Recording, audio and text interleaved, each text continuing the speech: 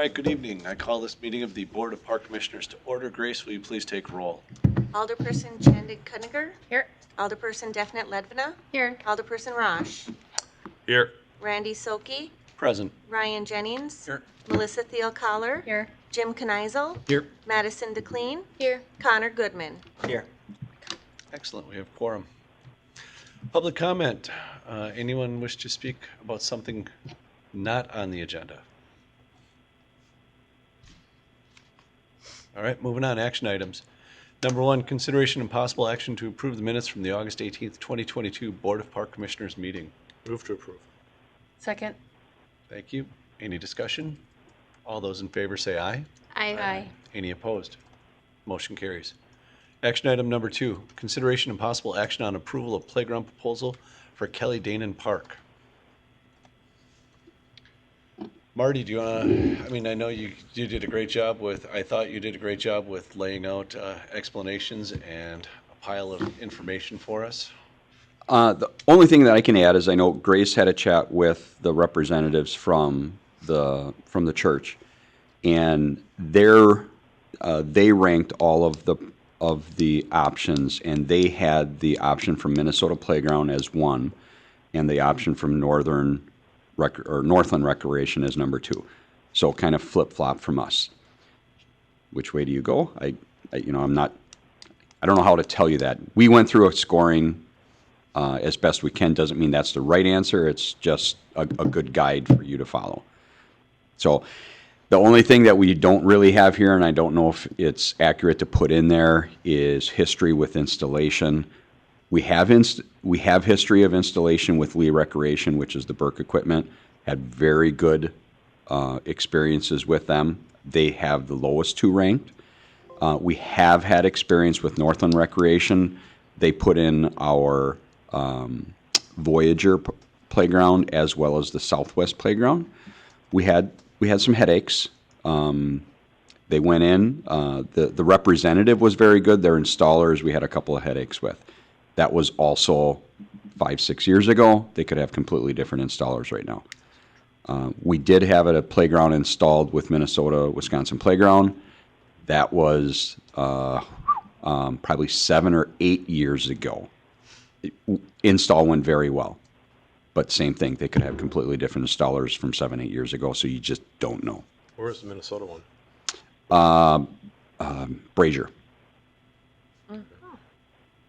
Who did Voyager? I mean, North- VFW, I'm sorry. Lee Recreation. Okay.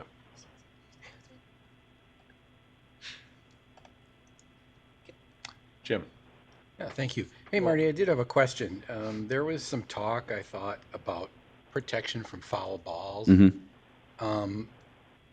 And I wonder if you could explain what your preferred proposal has going for it that way and the other one that the church liked. I see these odd-looking triangular wings on this one from Northern Recreation, and I just wondered what those are for. Is that a shade thing? They're not. So the ones from Northern Recreation, they're not really a shade structure. They're not really protective. They're more of an obstruction, if anything. They have 2 of those and then 1 canopy. The Minnesota, Wisconsin has 2 canopies. Not even canopy, more of a roof structure. So when I looked at both of them, I looked at Northland and Minnesota as being very similar as the amount of overhead protection that they are offering. Because there was one with a real big kind of and canopy, both. but that was cloth, right? Yeah, that's a fabric canopy, and that's not bad. We have a number of those throughout the city, so that's not bad. The 2 options that had the rather large cloth canopy did not score well, unfortunately. For what reason? Well, if you look on that table, I believe one of them. Let's see here. Both of them were above our cost. We asked them to come in at $50,000. Both of the proposals were over $50,000. The one, let's see here. The one only had 9 play events. The one had 13, which is good, which is excellent. And let's see here. space conformity. So both of those options that Lee submitted, we asked, while we didn't require them, we asked them to try to keep the design within the triangular area. And that was to push the playground as far away as possible from the ball field. Both of their proposals came in kind of a rectangular form that pushed the boundary of that triangular area we were asking to have them conform to. So in the one you prefer, or the department prefers, does that meet any criteria at all for the foul ball protection, or is it just? I think really it's okay. In an ideal world, would we like to have the whole thing covered? Well, sure we would. But, that's probably not realistic with the funding that we're talking about. We are a pretty good distance away. I'm not going to say that there's not going to be foul balls, because there's some big kids that play baseball and they have the ability to hit a foul ball that far. But the law of averages would say that with how far we're away versus the amount of protection we need, I think we're okay. Okay. And the big canopy one was just not the right shape. Well, there were two options that had the large canopy. The one option was over 50,000 and only had 9 play events. Okay. Yeah, I see. The one option had 13 play events, but was over 50,000 and was also stretched outside of our space suggestion. Okay. I won't pretend to understand how you pick a playground, but is there something in the one you're recommending that really sticks out as an advantage? No, when you look at our playgrounds, our ultimate goal is to get the biggest bang for the buck. You got to take a lot of stuff into consideration, and every one of these options, there's probably something about one of these options that's better than the other one. So you kind of have to put it all together and average it out, and then go with the concept of biggest bang for the buck when you look at all different variables. So we think Northland Recreation, from the staff perspective, we think that Northland Recreation had the highest number when you factored everything. So in my opinion, that gives you the biggest bang for the buck when you factor everything in. One more question. Mm-hmm. This came back to me from the last meeting too. You've determined that putting a playground that close to the street corners is not really a problem, and I'm just envisioning parents leaving their little kids over there and then going and watching the game, and Yeah, having a problem. well, we hope kids are not. Well, again, this is a 5 to 12-year-old structure, so when kids are on the shorter end of that age bracket, we sure hope parents are watching them. Although it's not, it's not our role to tell a parent if they should watch their child or not. Obviously, when kids are 11 or 12 years old, they have the ability to, watch, for themselves. I mean, it's a little different supervision level. One thing that can happen down the road, I don't think it's an issue, but we do have enough space built into where the edge of the playground will be and the sidewalk that, we're looking at anywhere from 5 to 10 feet of green space. So if we really need to, and parents have a concern, and the baseball program has a concern, we could actually look at putting in some type of decorative fence along the side of Cedar and whatever the other street that is. I'm not sure. 10th. Because I'm assuming this is, for all of our parks, this is probably as close as a play structure is to any streets, right? You're probably accurate, but we do have a number that are pretty close. Lawton Playground is pretty close to a street. Willems Park is pretty close to a street. I mean, it's not like within 10 feet of the sidewalk, but not far off of that. Yeah. And Legion, I'm thinking of the Legion one that is in the budget, close to Webster. That's further up. It's probably closer to Charles than it is Webster. Yeah, but either one is quite a bit further than this would be, I think. The one at Legion, yes, but Willems and Lawton, not so much. They're pretty close. Okay. Thank you. I would say they're pretty That's good comparable to enough. that. Randy? Hey, Melissa. Hi. Sorry. Just one comment to follow up on James, and then I have a question for Marty. So having been spending a lot of time at Kelly Danen, and I think there's a few others who have, there's nothing for little kids to do at that park. So they're running everywhere, anywhere, and again, there's nothing for them to do. So I think this is actually going to be a huge, huge improvement to have them in one spot and focus on doing something productive and being able to play while their older siblings are engaged in baseball. So this is, I think, a huge improvement for that area. My question that I had the last time, Marty, was I noticed the Northland one is the little Tykes equipment, and I think that's what we have at Voyager. Have you seen any wear and tear or concerns over using that little Tykes equipment versus the other types of equipment that we've used? We have seen some issues with certain types of equipment, but it's not durability. It's, how do I say this? It's more the design of the manufacturer. For instance, we have, I don't know what it's called, like a xylophone type of thing with, and the drumsticks are on a cable. Horrible design. So it's more of a design issue. We know that we would never order something like that again. But from a durability standpoint, we haven't seen a whole lot of issue with their equipment versus other manufacturers. Thank you. Shayna. My first impression when I'm looking at these, I think the two from Lee are really cool, but I don't think they appeal to younger children. There's not, I don't think, I think the other two are more inclusive when it comes to like an age range of kids that can use it. They just look like they have more for kids of all ages versus the two from Lee. The two from Lee look more like a technical playground. I don't know if that's the right word for it.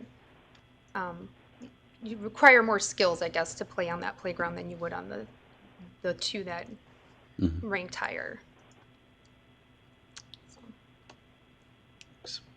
Dean. And the only other thing, I mean, they all look nice. I mean, I want to go play on them, which I, would probably do. The only thing that I noticed different about the Minnesota versus the Northland is the Minnesota appears to have a wheelchair access point, and I didn't see anything that was compliant that way. So, And I know there's not a lot, because I know that was a very big part of Voyager, to make sure we had something there for special needs, whether it was wheelchair accessible or yeah, the adult swing type setup. And I know we're not doing swings here, but yeah. So all four of them do meet ADA requirements. Okay. Now, the two from Lee Recreation, they are a little different where they don't have a lot of decks, so they don't have the requirement and need for an ADA transfer station. okay. So that transfer station is what I think you're talking about, Correct. Minnesota. It is my understanding, and I can verify, but I do believe there is a transfer station because I do believe they're required to have one. And I'm trying to look on the other one, and I don't. So Northland has it, and I just say, So Minnesota, Wisconsin Playground does have it. Is that the one that you were questioning? It's, yeah, because I saw it on the Northland, but It's actually, the schematic is so small. because I'm looking at one view of it, and I'm looking at it right here, so it's very possible it's on the other side of this. Okay. The schematic is scanned in upside down. That makes it even. Oh, I see it now. Okay. There is one off of, if I'm at the peak of the triangle looking out towards the expanse, it's to the left side. So for the Minnesota, Wisconsin Playground, so here, this is the option that we're looking at. Yeah. This is your transfer station right here. Yeah, okay. Yeah. It was just a little bit more. I was looking at the schematics and not actually Yeah. the pictures, and that's where I saw that. Okay. So they both have some kind of a. Yeah, and one thing I should note, because this was brought up from the representatives from the church, you see colors in here. The colors kind of throw that out the window because we get to pick the colors. Correct.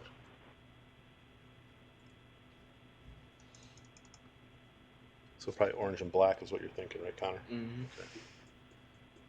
Okay. It's on the west side. That works on that side of the river, Dean. Yeah. I'm okay with that. I'm okay with that too. That was easy. I was expecting more of a fight. I'm just teasing. It's staff might overrule that when it comes to the fade factor and the heat factor, but Nope. Yeah, I was gonna say, I don't think black is probably a very wise. We'll make that work. Not that it's a discussion for right now, but anything black will get very hot, and anytime you touch it, it's not going to feel good. So, sorry. I'm a West Pier guy. I'm all with it. Orange, but- orange and white. Orange and white would be all right in actuality, but again, the conversation for another day. all right, Shayna. Just one more question, Marty. You ranked, well, your staff ranked Northland and the Minnesota-Wisconsin playground 1 point difference with the safety of the roof and the canopies. And I'm looking at them and I don't really, why is it different? So staff ranking, I'm not able to sit here and tell you why. What we do for staff ranking is we basically have everybody come in and we kind of tell them the ins and outs of all of the options, and we have them rank them 1, 2, 3, and 4. So we probably had about 8, 9 different staff come in and so the staff, it's everything from eye appeal to whatever. But, we just have staff come in and rank. So of all of our staff, that's how the ranking shook out. Okay, but you're saying those 2 triangles in the Northland one aren't there for ball protection? Well, we asked all of them to take into consideration providing safety measures from baseballs as much as possible. So my assumption is, like for Northland Recreation, the little triangular things, it's a method that they try to incorporate to maybe not necessarily be a big canopy, but an obstruction from baseballs. Okay. That will help. Got it. Dean. So we have some staff here, correct? Were the 2 staff that are here, were they involved in the ranking? Mm-hmm. Okay. Feel free to ask them all you want. So Grace, which one did you rank number 1 and why? Well, to tell you the truth, I really liked the upper left from Burke. I thought it was really different, but it's all just climbing. So I threw that one out. I ranked the Minnesota playground one the highest. Okay. Same as the church. Yeah. Same as a church, yeah. Okay. And why? I just think that, well, one, I liked the 2 canopy things, even though the Little Tykes has more slides, and I kind of like the climbing wall idea. I just think it's more spread out, so there could probably be more kids on that one and not be so jam-packed. Okay. There is a lot of just walking area, but I think kids would hang out in there too. You're talking about the Minnesota one Yeah. being a little bit more Yep. spread out? Okay. So your choice was Minnesota? Yep. So the other staff person that's here, I don't know if Don voted too Hey. or not, but Don did vote too. Don did vote too? There's 3 staff. There's 3 staff here. There's- Okay, so Actually, the- 4. You can ask Marty which one. Marty, he'll never get an answer. I won't give you a straight He answer. won't give us we've learned that over the years. I will say there was one staff that kind of skewed the numbers a little bit, but Who was that? Throw him out. Throw him under the bus. no. Moving on. Paula? That wasn't me. No, Paula, No. what's your opinion? What's your thoughts on this? Which one you rank number 1 and why? I'm sitting here and I'm like, which one did I rank number Oh, 1? geez, now he sounds like Marty. But it is between Northland. It was between Northland and the Minnesota playground. But if I recall, I may have done Northland just because I like the play features on it, Yep. and I Like the like the tornado slide is what I would call it. But and you liked the rock wall type thing. the rock wall and yeah. Okay. Anything else you want to add? You good? Don? Oh, Oh, it's coming to the mic. here comes. closely. He thought he was going to get off the hook by just looking the other way. I can't tell you for sure which one I went with, 1 or 2. It was Northland and Minnesota playground, both of them had enough of the amenities that we were looking for. I'd like to work with Lee, but they unfortunately didn't come in with enough to satisfy what we were looking for. Both of them are pretty basic, the Northland and the Minnesota, Wisconsin, but I think they'll be able to, for the money, I think either one would be sufficient for what we're looking for at that location. Okay. Again, if you had more money, yeah, you could throw a bigger one at it, but again, I don't know which one I ranked first or second. That was a little while, that was a week ago already, so. Okay. And I guess my last people on the spot will be those that are closest to my age. So that will be our teen advisors. What do you guys out of the gate think is? I like the northern and Minnesota one as well. My knee-jerk reaction is the Minnesota one. I do like the two different canopies, like two different playgrounds, but they come together. Mm-hmm. So you can like kind of jump and run between them. Okay. I also don't like the triangular floating things on the northern one. I think they look kind of weird, Okay. but yeah. All right. I was also in between the Minnesota, Wisconsin, and the Northland as well. I just been like analyzing it, both of them, and I think the one that would just kind of suit all ages, if you would bring a kid and they would have a younger, the Minnesota, Wisconsin, I just feel like would satisfy ages. If you were to bring a kid on the younger age side, I just feel that there's also just more space altogether in the Minnesota, Wisconsin, just in the area, just more openness. And I agree with you, kind of the triangle things on the Northland. I don't know what about them, but they're just something about them just not appealing. So I would probably go with the Minnesota, Wisconsin as the best Okay. option in my opinion. So of all the people that spoke, those are the two that actually gave the most definitive answers. So I appreciate your leadership on this park board. The rest of you. Whoa, Grace, I thought Grace was Yeah, very. Very Yeah. clear. Grace, I said the younger Yes. people. That included you. Oh, okay. Maddie was a parky too, so she would know I have Oh, been a right. parky for 3 where years. kids Yeah. are playing. Yes, And I'm at still- Brazier. And I still play Yeah. on the park equipment, so I guess. Ah, there you go. There you go. Experience. Yeah. So I guess, I know what the church also chose, which was the Minnesota, Wisconsin, correct? And it sounds like we've got more leaning towards Minnesota, Wisconsin. I would actually make a motion to go with Minnesota, Wisconsin playground playground equipment for this project. I would second that. There's a motion and a second on the floor to approve the Minnesota, Wisconsin playground equipment for Kelly Danen Park. Further discussion. All those in favor say aye. Aye. Any opposed? Motion carries.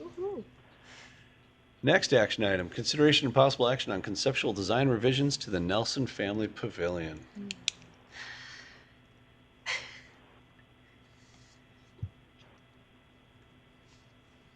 Got a few pages of info on this one too, Marty. Let's see here. So I believe, so Mike is here from McMahon. And I believe the revision, you have the revision. So, and again, I wasn't here last time, so I got a little bit behind the eight ball, but in talking with some of the park board members and talking with Kevin and Mike over at McMahon, I believe this is representative of what you were looking for. Staff did add some information into there as far as the storage units. But from there, I mean, ultimately, is this what the park board was hoping for? Now, one thing to keep in mind, because I got asked this question because this is the design part of it, the conceptual design, but I'm also working with the fundraising group and the money side. Because I did ask the question of Kevin and Mike, what do they think this will cost above and beyond what the original concept was? And as far as Mike can tell, the number was about $50,000, $60,000 more than the original design. So keep that in mind. If this is what we're looking for, it will probably cost and add about another 50,000-60,000 to the actual cost of the facility. Sorry to be Debbie Downer on that one. Jim? I think this is great. I think it really hits it on the nose, and it's well worth the extra money. I think it's a more modern approach to give all the unisex bathrooms. You can close off as many as you want to close off whenever. And, you know, as far as fundraising goes, it's really nice. You could get somebody to sponsor each door. Are you going to lead that, Wow, Jim? that is Possibly. Okay. Publications we're editing. Jim Kneisel, bathroom number 1. That's right. Marty Kasabuckian family. No, nope. All around bathroom. How much is a bath? But it looks like it gives plenty of room, too, which is nice for the mechanicals. And I just like it. It's an increased number of toilets, too, right? From the original, or is it about the same? Same. About the same. There's more things. Mike, could you? So this is the latest. And will those, What we is saw there heat involved in these, or no? was We haven't got that far yet. the problem. But they all face an indoor wall, so, Correct. you know, that'll be. Yeah, I do believe we talked, and Mike can maybe correct me if I'm wrong, but I do believe during the preliminary discussions, we're not talking about heating this facility as a four-season facility. Right. But we're going to heat it with, say, gas-fired heaters in a manner that we won't have to winterize it, and we, you know, Maintain it. correct. Is that, We're also looking at the possibility of in-floor heat. So that could just temper it, you know. Is that enough storage from your perspective? Because that might have got changed a little bit. yeah, ultimately, Jim, I will always tell you there's never enough storage, because no matter what, we always have stuff. But if you look at, you know, the mechanical is going to be strictly for mechanical. You know, your hot water heater, your power panel, all that stuff will be in there. Our indoor storage, that's going to be your tables and chairs for your renters. So, you know, will that be enough? The intent of it is for tables and chairs for renters. So, you know, we're not looking at putting personal city stuff. The outdoor storage, that's for personal city stuff for our beer garden, et cetera. It is what it is. Is it big enough? We could probably fill something twice that size, but at some point, you got to move on. These storage in both indoor and outdoor are larger than in the original version or in the previous versions we showed. The overall square footage is, I think, slightly less than the original version. Thanks, Mike. Ryan? I really think this most recent design is the best use of space so far. I am curious over if we would add space for an additional vending machine, and possibly space out the water fountains. I don't know if we want water fountains like on top of each other like they always used to be. And I'm also curious about possible dog watering level kind of stuff. I don't know if we're at that level, but Dry cleaning? Anything else?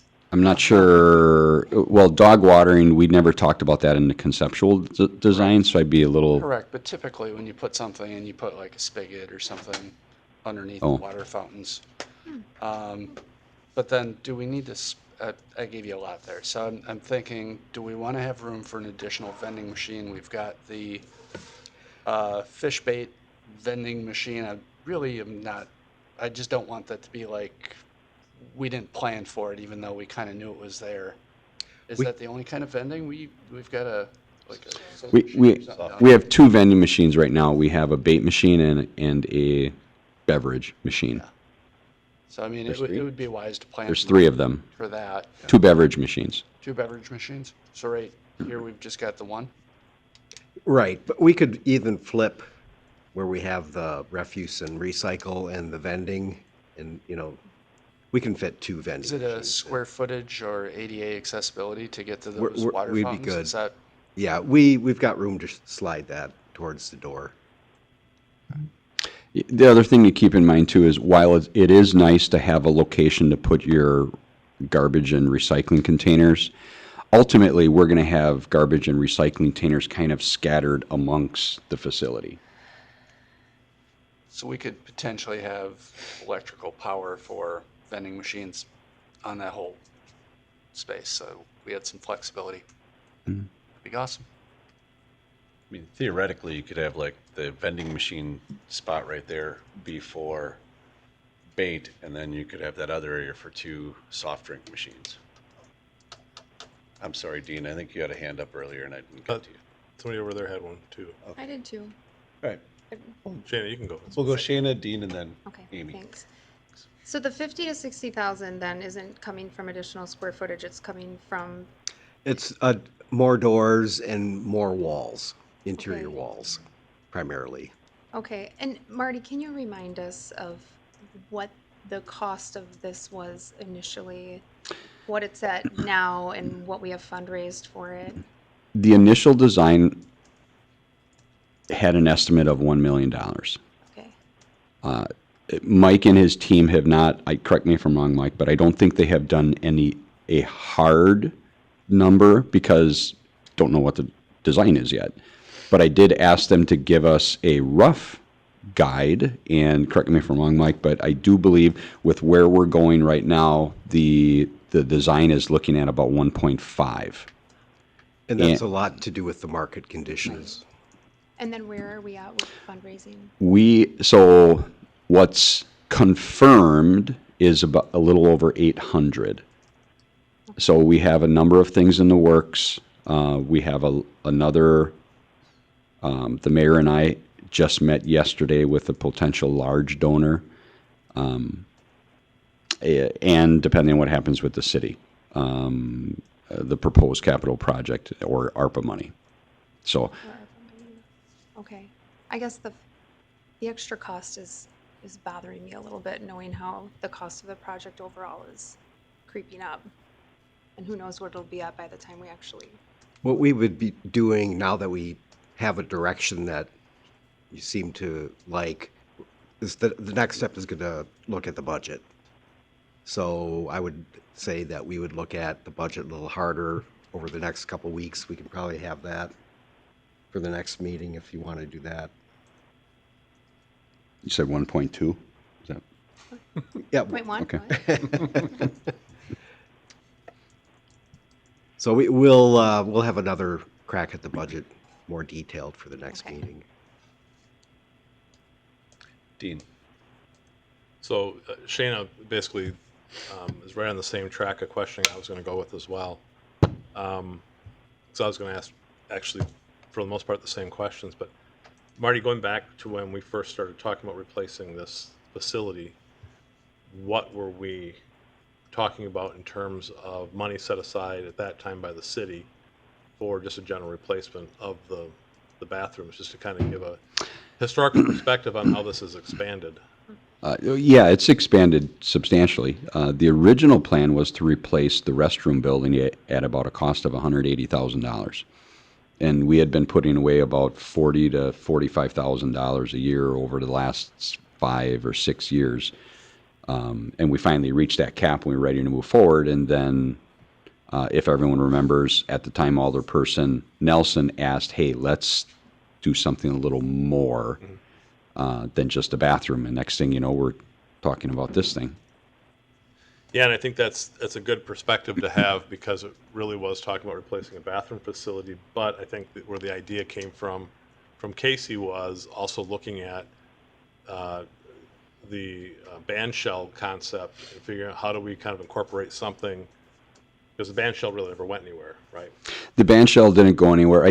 What I remember from Casey is he wanted to have multi-use. Correct, which is a good idea. And so we thought, how do we incorporate both these together, which I think is a good concept.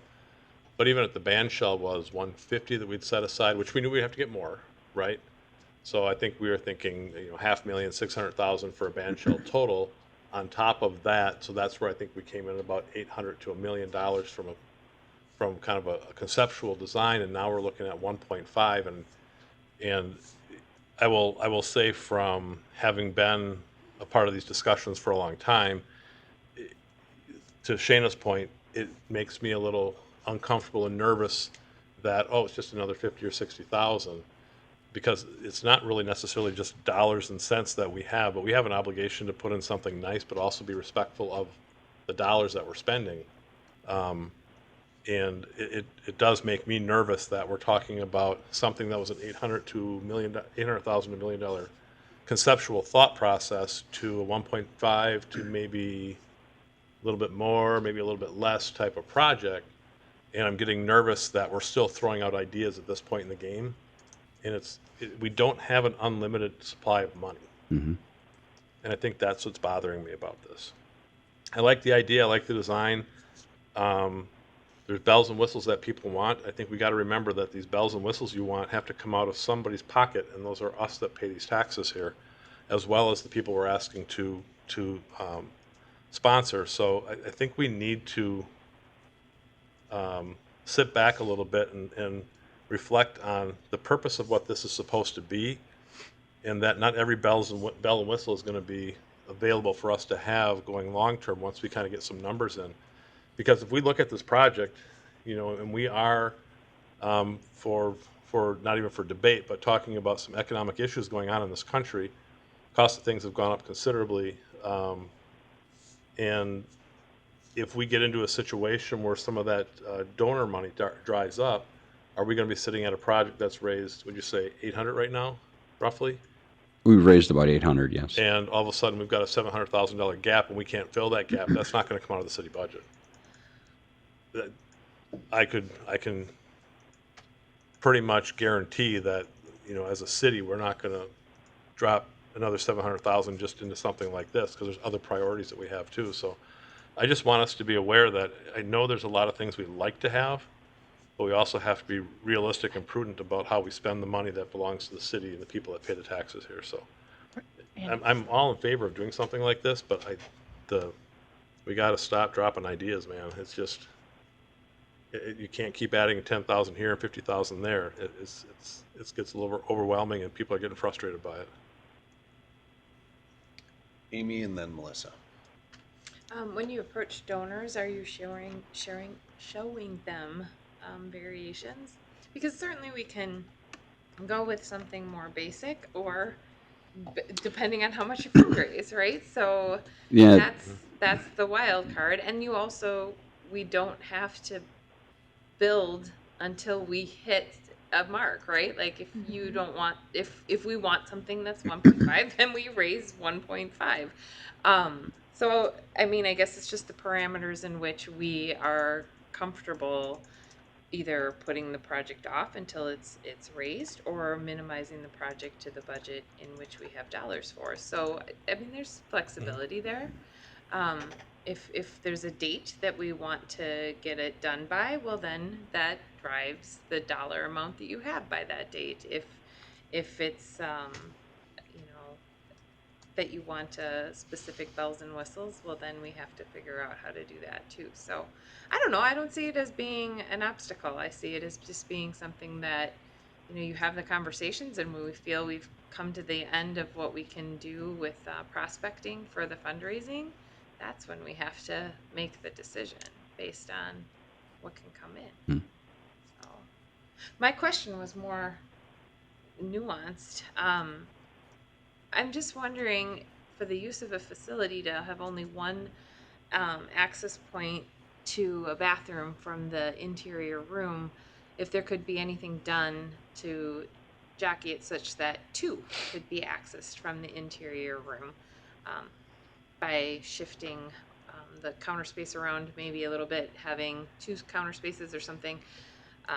I just think that would be, especially if you're having a larger event in a cooler weather situation, it'd be nice not to have to leave the space to do that. But that was... Yeah, just a response to that. We had talked a little bit about that. Renters still have the ability to use the exterior restrooms, of course. The interior bathroom is nice because it's yours. You don't have to worry about the outside. When you look at the number of people that can fit in the interior room, one bathroom is probably sufficient to accommodate that crowd. I mean, you're probably realistically, Could you cram 150 people in there shoulder to shoulder? Yes. But you don't have events like that. You put up tables, you do whatever. You're probably looking at events for about 50 people. One restroom is probably acceptable to handle that number of people. And in a pinch where 4 people are really gonna have to go to the bathroom, you still have the exterior bathrooms. If you do the switch and have an interior restroom, you're gonna have to take away an exterior entry bathroom, which takes it away from the public, or you're gonna have to do something with a double door. I am not a fan of the double doors, one for inside, one for outside, because inevitably, one can be unlocked or locked at an inopportune time. I guess I think of just being a mom of when my kids were littler. Yeah, theoretically one might work, but not always. Not always. Sometimes you need a lot more time situationally, depending on what might happen. So I don't know. I think that two entry points might be something to look at, but that was my only design thing that I was thinking of as far as usability of the space, and having a tiered concept of plans versus dollars driven in to what we can do at a time that we want to start. Thanks, Amy. Melissa, and then we have Shayna, and then we have Jim on the speakers list. Melissa, you have. So I wasn't on the Parks Board when the original concept of replacing the bathrooms happened, but my understanding is those bathrooms were very outdated and not very user-friendly and not in a good condition. So here we are trying to put 21st century bathroom facility along with a pavilion for families. And I agree, Dean, that we have to stop at some point in not having every bells and whistles, but I wouldn't describe a bathroom that is accessible to almost everyone who's going to use that area, including individuals who have accessibility issues, families, individuals not comfortable using a group bathroom, as something that's bells and whistles. I think we actually owe it to the taxpayers to put this sort of facility, because in our lifetime, we're probably not going to be replacing this bathroom, given the amount of work and the amount of funding that is going to go into that. And this really is what a 21st century public bathroom is going to be looking like. So this is really the forefront of the design, and I think we actually owe it to the taxpayers to put something like this in. Shayna. I was just going to ask how often we clean our bathrooms in the parks. I don't remember. We got a perfect person to answer that question sitting right next to me. During the summer, we do it 5 days a week, and on the weekends as needed. We do it in the off season. We do it 2 to 3 times a week. Okay. So Monday and Friday for sure, possibly Monday, Wednesday, Friday. Okay, thanks. Jim. Thanks. Having served on the Riverwalk fundraising committee, that went over really well. I'm very confident in the generosity of the local benefactors here. I think we can get an extra 50 or 60,000 if necessary done. I don't want to suggest spending all that extra money lightly, but I think we can get it done. And I'm glad we didn't scrimp on the Riverwalk. And I think if anybody goes and visits the Riverwalk, they're happy we didn't scale it down to make to make it anything less than it is. And over the long haul, I just think this is a much better way to go, and it matches kind of the quality of the Riverwalk. So I think you could generally price out the original and then this and see what the difference is, and come back and explain. But I think that I think we could shoot for a little bigger target to get this done, because as Melissa said, it's probably never going to be replaced, hopefully, in 30 or 40 years. Do you want to interject, Marty? Yeah, I can't disagree with you, Jim. The investment into the facility is a good investment. Melissa, your comments are right. I do think the bathrooms, and Mike can probably speak on this, but the bathrooms of the future are going to this direction. My comment, I don't want to try to play both sides of the fence, but what I want to just make sure everyone understands, there's the bigger picture. We have a committee that's working very hard on fundraising money. Fundraising money is not easy. And, it takes a lot of door banging, a lot of resources, a lot of no's, a lot of frustration. And sometimes people get too frustrated and, say, hey, I've had enough. And then we got to find new people. And when the concept goes from, hey, all you have to raise is $200,000, because keep this in mind, right? We had a $500,000 donation. We had about $180,000 in the bank. We got a $100,000 donor right out of the gate. What's left to fundraise? $200,000. Well, the climate goes crazy, and all of a sudden now they have to raise not $200,000, they have to raise $500,000. Then I have to go back and tell them, no, it's not 500, it's 550. Then I have to go back to them and tell them it's not 550, it's 625. So as the facility changes and morphs, not for the bad, for the good, we also have the flip side where we have a very hardworking committee that, like, holy smokes, it went from a number I could get to, I don't know if I can get this now. So that's where I'm trying to be the conduit of this group to that group. Does that make sense? Shayna and then Dean. If my memory serves me, I thought the city ended up funding the Riverwalk partially because we didn't get enough community donations for it. I can't remember the number, but very similar happened. Construction costs went up. The original cost for the entire facility was about $3 million. We ended up getting in the neighborhood of, well, we got something in the neighborhood of 1.6 million from the DNR. Yeah. But the overall cost, if I'm not mistaken, was about 5 or 6. And part of that is because the city chose to do it in phases. So, the original estimate was $3 million. We decided, let's bite off one part of this. We built it. Well, then we waited for the second phase. The costs go up. So it ultimately cost about 5 or 6, if I'm not mistaken, when the original was 3. So I feel like with the Riverwalk, it was finished and we were still trying to solicit donations for it.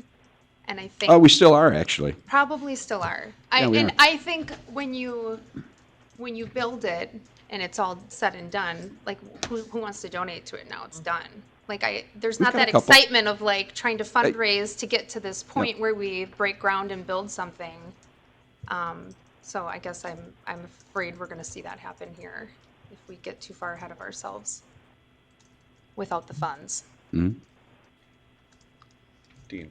Yeah, and I do appreciate one of the things that I really do like about Marty, because there's a lot of things, but one of the qualities I like is he's able to speak both sides of the fence, which is helpful, and at the same time, that's not really my style necessarily, but I do appreciate the effort that's been going into the fundraising on this, and I also fully appreciate the frustration that can go with a moving target.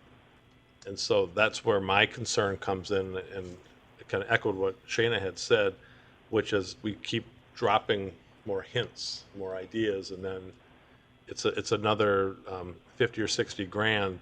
And I can appreciate what Melissa said, that we want to make the facility great, and I'm all for it. Like I said, I support the facility. I just think at some point we have to pick a direction and go, so that we don't constantly have this moving target that's out there. Because I know the fundraising efforts, having had some conversations with the mayor about how they're doing, are going well, but they're also a little frustrating because the price keeps going up. And I think that's the part that we want to work against, or be cognizant of anyway, so that we're not kind of working against ourselves, because the moving target can be really, really complicated and frustrating for people. So that's where I'm going with it. So it's, at some point we have to make a decision and kind of move forward, not coming back and saying, I like what this has here, but now I want to have a, pedestal covering over top of 2 of the tables because I think we need more shade for people who have skin cancer.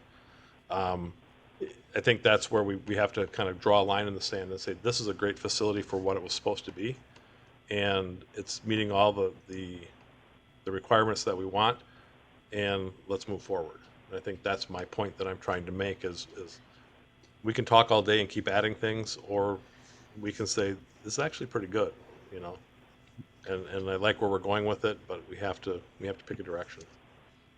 We got a speakers list again. Shayna up, Jim on deck, and then Amy, and then Ryan. Okay, so the original design is which page of the packet? 7F.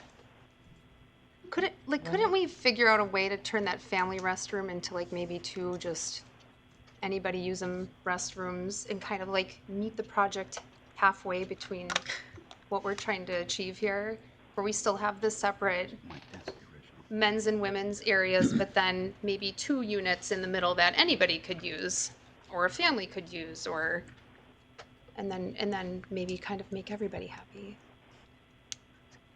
without the extra cost. Just Just a thought. just a quick point Sure, on that. Ryan. The original design wasn't workable, as Mike pointed out. There's probably more than 50 or 60,000 just to make that original design workable because the mechanical areas weren't big enough. Look at the chase runs. Look at Yeah, the utility. Look at that. This is the original design that's up on the screen, and there were and are complications with this design. Yeah. Okay. So A, it did not have an interior restroom, which everybody felt was needed. It also did not allow adequate staffing access to the pipes. So, there's mechanical chases, but if a pipe breaks, now we got to bust a wall out and fix a pipe. That's not sensible. So renovations had to occur no matter what. We're asking them to come back with those changes, but couldn't we ask them also to come back with what I'm proposing? I'm sorry, say that again, Shana, sorry. I mean, we're asking them to come back, right? That's your staff recommendation is to come back with those changes that you just out. But maybe we could. Well, This is kind of what, right, Marty, and is it correct, like, when you scroll back to that sheet, staff is making comments about the revised design that we asked of Yeah, Man previous. last month, so. Yeah. Because I believe this was tabled, so everything that was tabled, you're seeing it all over again, plus the additional information. Where's their? So you're probably looking at an old memo. Oh, it's the August memo. Yeah. Got it. And staff's original recommendation was to take this design, tweak it, so that we fix those problems, and then that's what we went with. And then changed quite a bit. Got it. When got it, I got it. took a meeting off. Sorry, I was looking at that and thinking, okay. All right, Jim, Dean, is this okay? Are you happy to draw the line where it is right now? I mean, or are you saying this is too much now? I don't think people are suggesting any other elaborate changes except for the bathrooms being individual. No, I'm okay. Yeah, I mean, That's my point I was making. Yeah. Because, and I'm going to pick on Ryan a little bit. I apologize for jumping in, but Brian was talking about some other ideas, and then we had the wanting a double, 2 doors into one of the bathrooms. Those are the kind of things that I was. The way this sits right now, like I said, I like the design, I like the look. I think we have to decide this is where we're going to be at and move forward, versus keep throwing ideas at it. So I'm not picking on Ryan because I know that he's very thoughtful in how he puts these things together, but. okay. Yeah, I'm happy with it the way it looks, and I think when you look into some of the finishes you would need in the group bathrooms with the Partitions. partitions and the kind of things that might be vandalized more, yeah, I get the impression that maybe it really won't be that much of a difference. Well, and that's why I guess I'm suggesting we put a hard number to this design just to see where we're really at. Correct. And to put it in perspective, and maybe not to get too far afield, but restrooms in downtowns across the country is a huge issue right now. There's not enough anywhere. And a lot of places are resorting to putting in portable restrooms, and nobody likes that, the way that looks. And there's now a thing called the Portland Loo that's been developed, which is a standalone prefabricated single stainless steel bathroom. And people are buying those across the country and installing them on main streets and in on blocks of busy roads. And they're $300,000 or so a piece for one stall.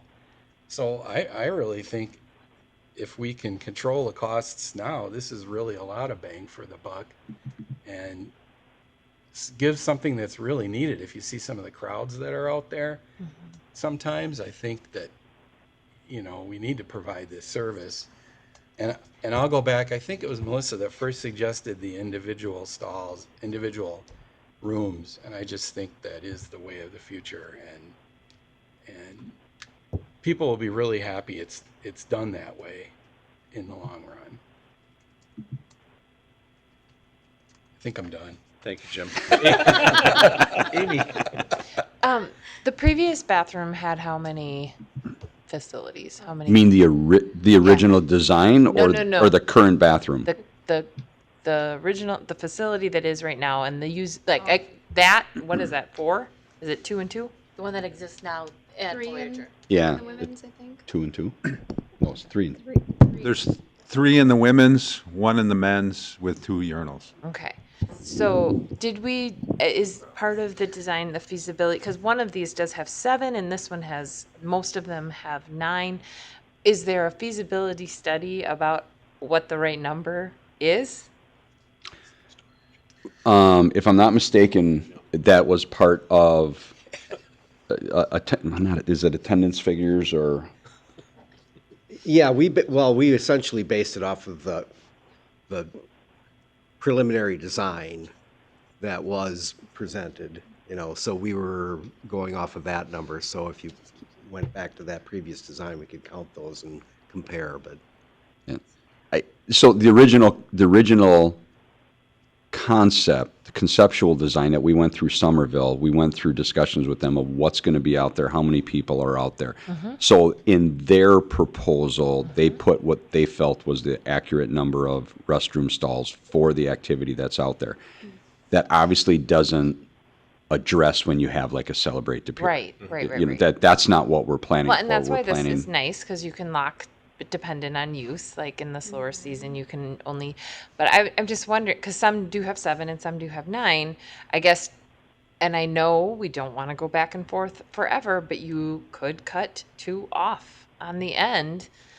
I don't know if that compromises the mechanical space too small, but that would seem like a logical way to still have quite a bit more than what was before, with ample storage room and probably minimize costs that is exploding for the addressing a family facility. So just a thought, and certainly I'm not in architecture, and I know that's not easy to keep revising, but it seems that would be a fairly clear-cut way to reach all the goals and still get an outcome that we want.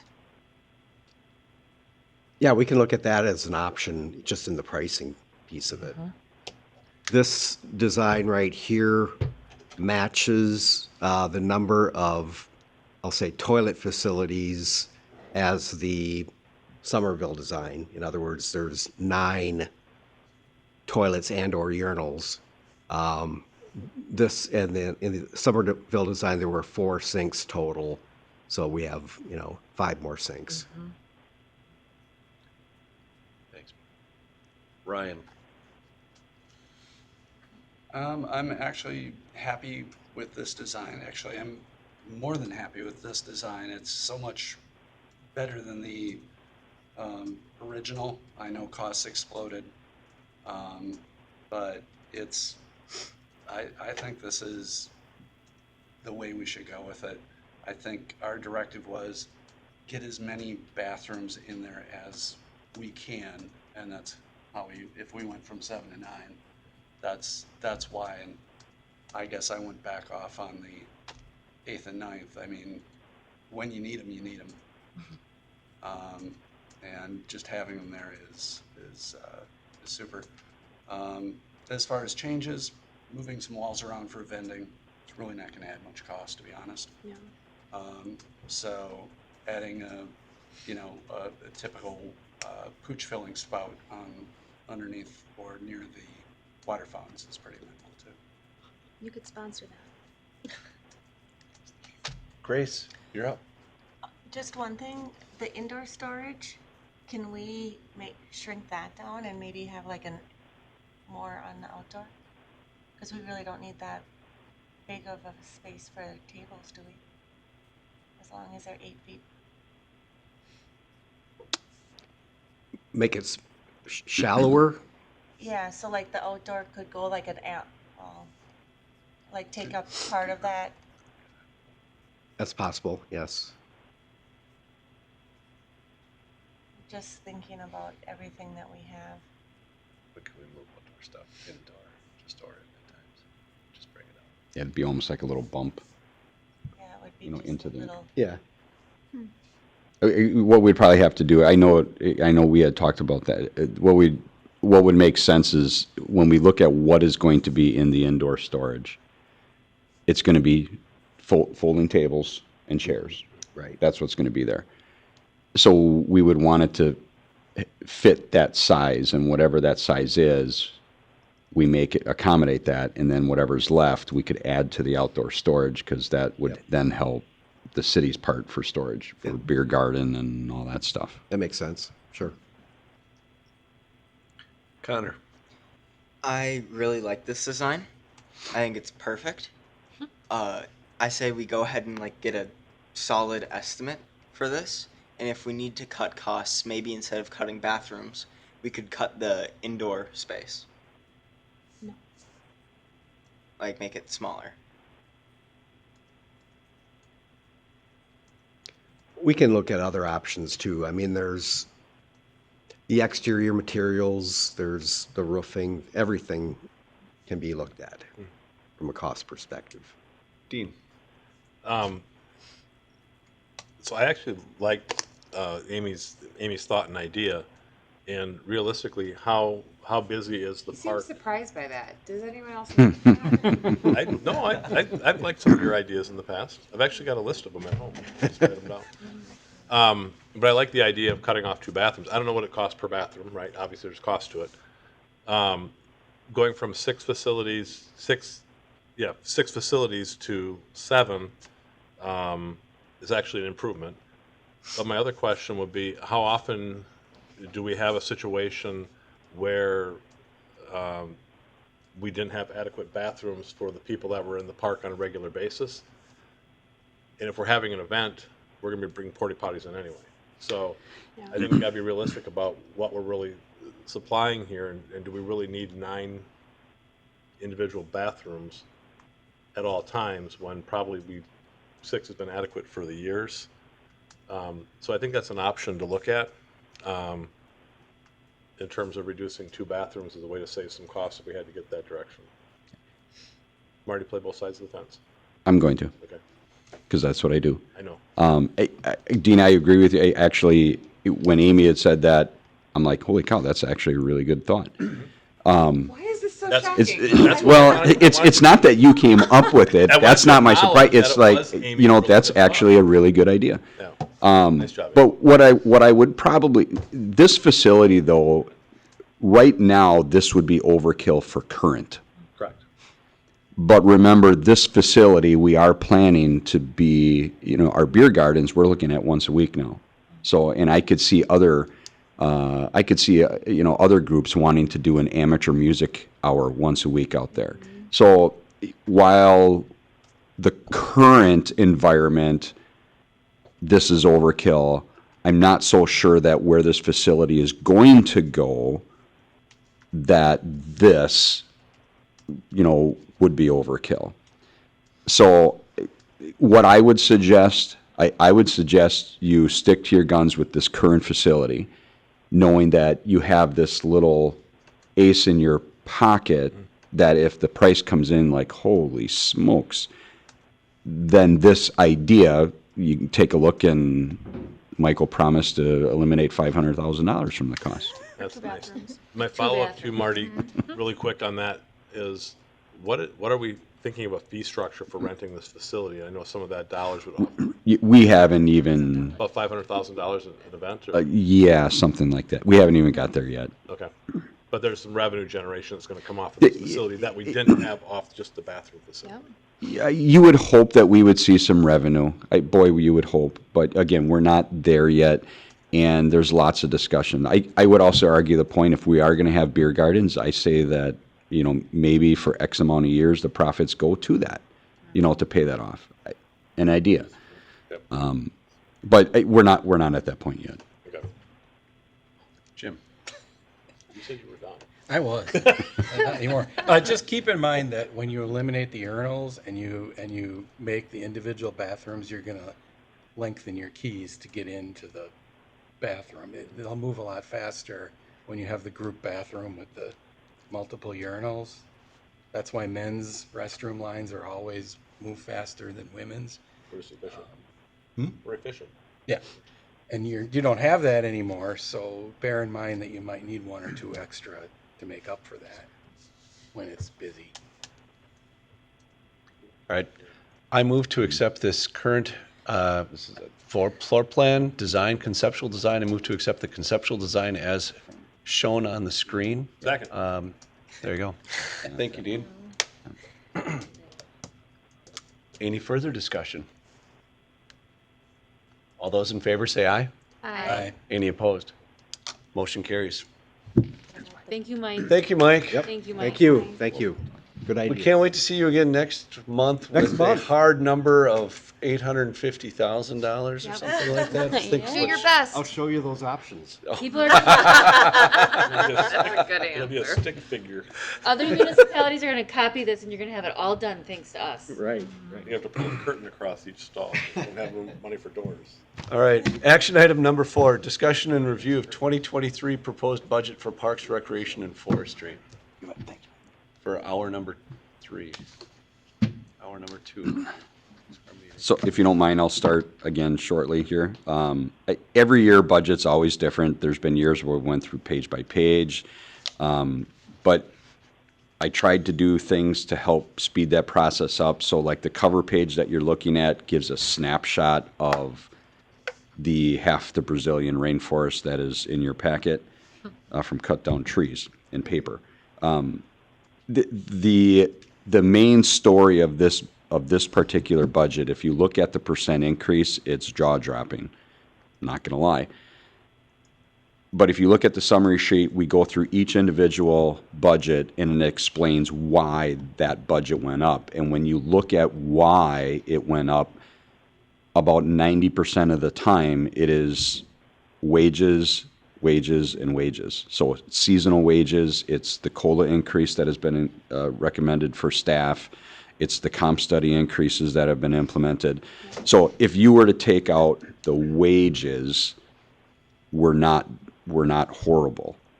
So, not saying we're good, but we're not I mean, we're far closer than what you would think. But when you look at a 18% increase, and you're like, holy smokes, what the heck? You are certainly, so how this works is you can look at it, you can give me recommendations, but how it works in city government, the mayor makes a proposal, he makes his budget, and then he presents it to the city council. What I can do is I can take comments and suggestions from you, get them to the mayor, and then he takes them into consideration in making his budget. So while, yes, you get to look at it and pick it apart and ask for and do this and that, ultimately it's the mayor that drafts his budget and presents it to council. So, but we do this so that you can see it, you can offer suggestions, requests, etc. The one thing I can tell you is that a handful, I've already met with the mayor and our city administrator on the first round of discussions. A handful of capital projects have been eliminated. I did receive a call and was informed that a number of capital projects and projects that are in here are likely going to get cut. I don't have that list yet. They did not give it to me. So, but that's coming. I believe the council is going to get that next week. Yeah. Yeah. Which is my question. I guess there's, Jump in, why not?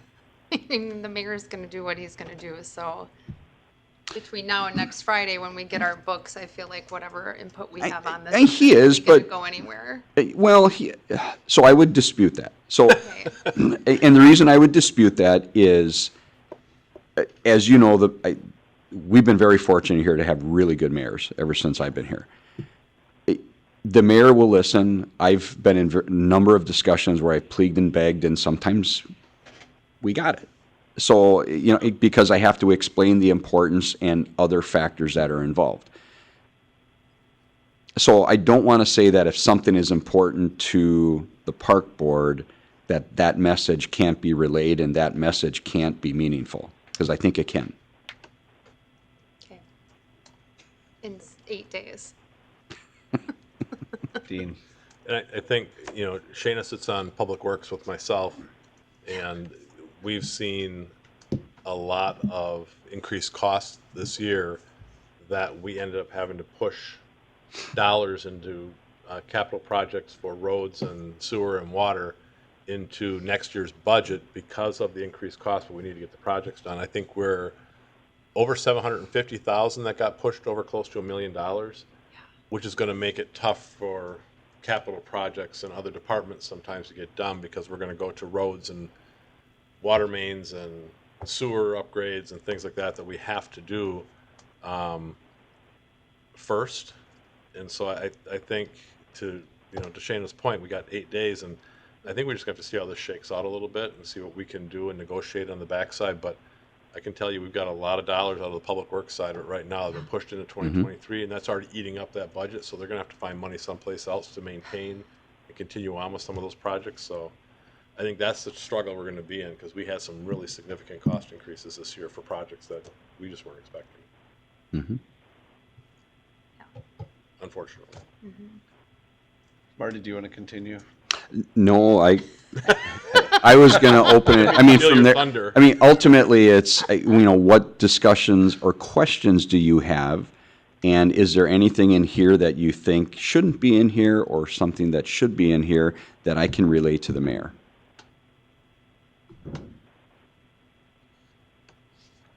But honestly, Marty, I think between Shane and Dean and just understanding the current climate, I think we I don't want to speak for the whole board, but for myself, I appreciate the work staff has done in putting this budget together.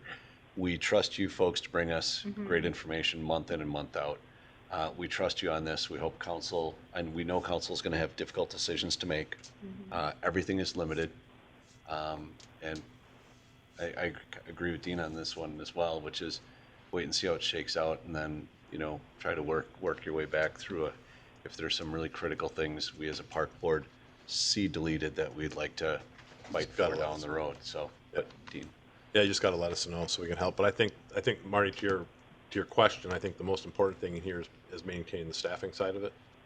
I think the capital side of it, unless there's one you absolutely have to have, I think the capital side of it we'll have to negotiate. But as long as we can maintain the staffing, and that's, like you said, the biggest increase in a lot of this, let's focus on making sure that stays, and then we can kind of figure out the capital stuff as we go. But I think it's going to be a little bit of a tricky and rough budget this year based on some of the things that we've seen.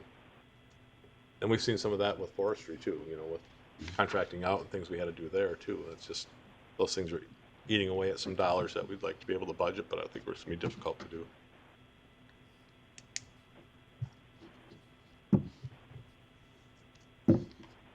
Do your best. Go for Stay it. positive. Do your Mr. best. Costa. Jim. Yeah, just seeing in here that you're making trucks last 20 years until they're completely falling apart, I'm very confident in your ability to budget for things that you need, because you're making stuff last a long time. And Well, thank you, Jim. I will pass on credit to our staff, who we've explained that to 20 years ago, and our mechanic staff. So our staff take way better care of the equipment than what they did 25 years ago. And our mechanic staff are pretty damn good mechanics. So we're driving vehicles far longer than what they should be. it just gives an indication to me that there's not a lot of waste in here. And I recognize the situation with wages, and you can't really do anything about that. You have to be competitive. I don't even know what shook out with the pool, but were you able to you were able to keep it open and hire enough people, right? And Our seasonal wage scale helped a ton. Yeah, we actually still struggled a little bit at the end with the pools. But that's just normal because kids are burnt out, kids are in football, kids, whatever. But we did not see anywhere near the problems that other communities did. yeah, and that goes to paying a little more and getting better service, and it's just something. But that'll change because we went up, nobody else did, Now that'll but go now up. they're starting to follow. That's the way it goes. I'm going to move to accept the 2023 proposed budget for Parks, Recreation, and Forestry as presented by staff. It's not an action item, is it? It is under action items. I would like to mention that Paula was disappointed you didn't ask any questions of her. Well, maybe I'm later. kidding. Yeah, She's come up gonna, with something quick. Don't know. All right, there's a motion and a second on the floor. she's gonna, Any further discussion on the 2023 proposed budget for Parks, Recreation, and Forestry? Now would be your final time to ask Paula a question. Dean?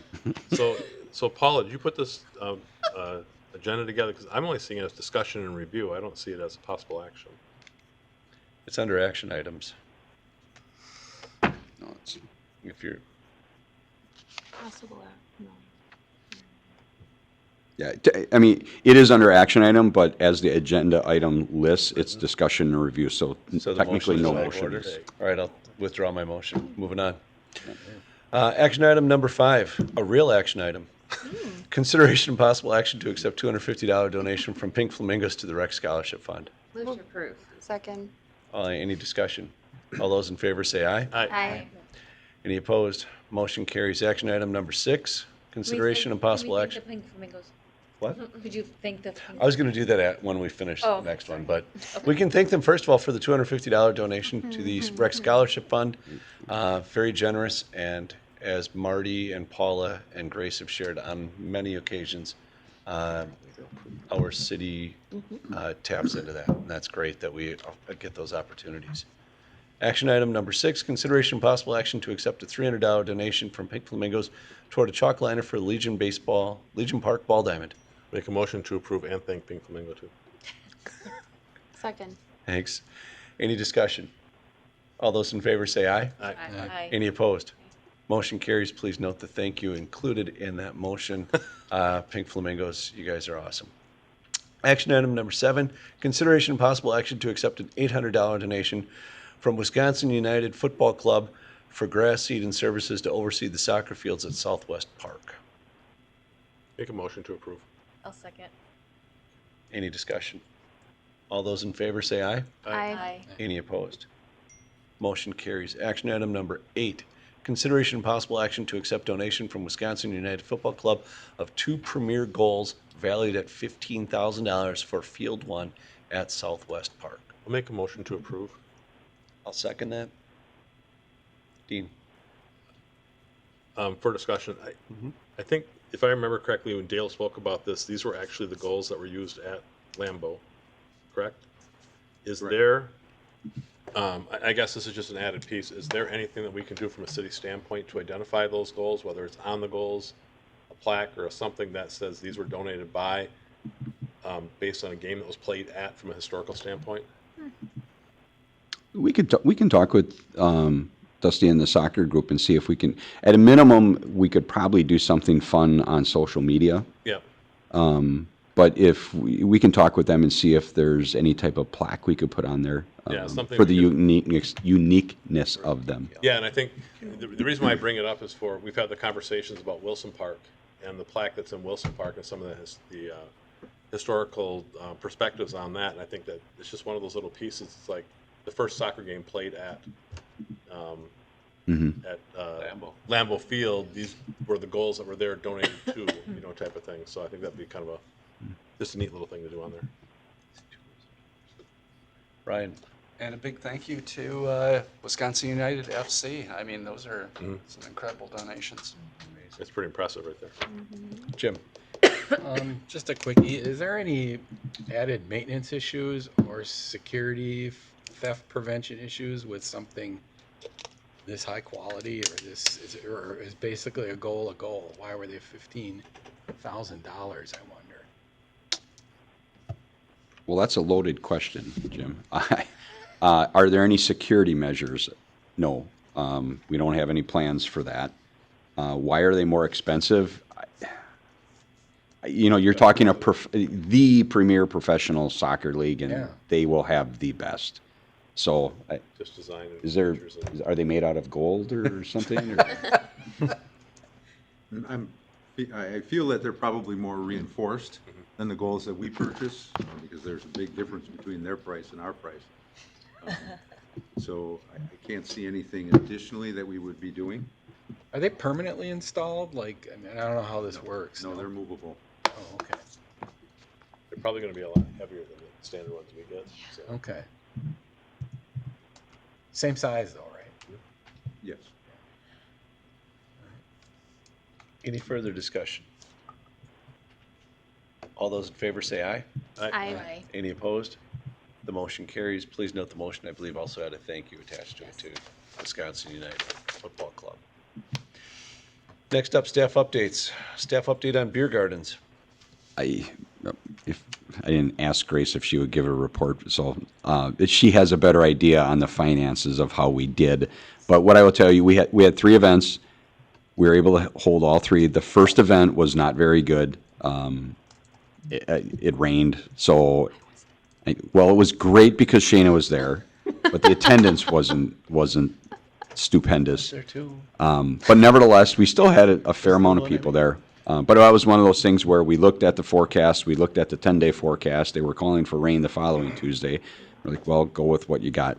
Our next 2 events we actually held were very good. We had very good attendance. We had Mother Nature cooperated with us. We talked from a staff standpoint. While we thought the events were 100% successes, the revenue was not what we saw in years past, and that's because we saw people coming to the event. Maybe I'll stereotype. We saw a group of little old ladies come with their lawn chair and their cooler, to enjoy the music. That's okay. So we didn't. So we didn't have the amount of beer purchases, but we still had attendance and we still had a great event. So I don't know, Grace, if you can speak to the dollar side, how it compared, or not really. Not really. Next month. Next month. Paula would know. Grace is the keeper of Yeah. finance. We've got this triangle thing going. No, we will have a report for you at some point, a financial report, because we'll have to show how the funding came in. The one thing speaking of the funding of the beer garden, I do need to let you know one of the things that did occur for the budget. If you recall, the budget dollars from the beer garden were requested to go fund the Legion Playground. The mayor has decided to not use that money for the playground, or recommend not using that money for the playground in the budget. He's still recommending the playground, is my understanding, but he wants to revisit discussion of where that money goes. So, beer garden topic anyway. So our beer gardens were very successful. And then I think earlier you kind of let the preview out. The goal is a weekly beer garden in 2023. No, the weekly beer garden is a plan of ours once the facility is constructed. right. So whenever that occurs. So we're still thinking 3 for 23. Not sure yet? Unless something crazy happens and the facility gets built sooner than we think. That would be crazy. All right. Our budget calls for 3 Got in 23. Future agenda items. Motion to adjourn is in order. So moved. Is there a second? Second. Jim seconded. All those in favor of adjournment say aye. I Aye. Any opposed? Motion carries. We are adjourned 7:50 something.